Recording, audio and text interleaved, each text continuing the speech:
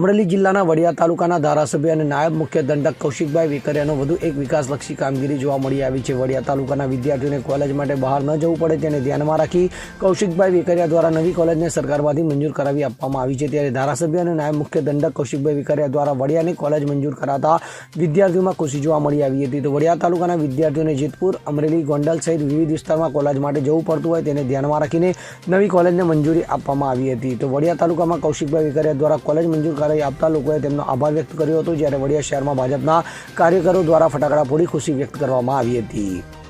ભારત માતા કી જય। કિશોરભાઈ, આજે જે તમે ફટાકડા ફોડી જે આનંદ ઉત્સવ ઉજવ્યો અને શું બાબતે?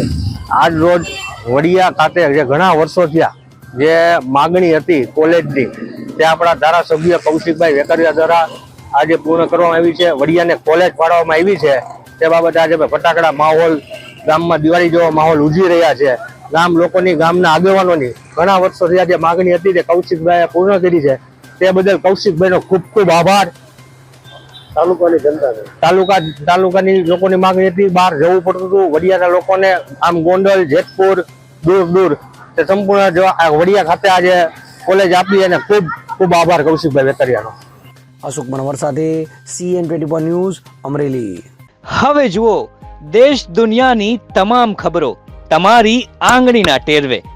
ઉઠાવો મોબાઈલ અને Google Play Store પરથી ડાઉનલોડ કરો અમારી CN24 ન્યૂઝ મોબાઈલ એપ।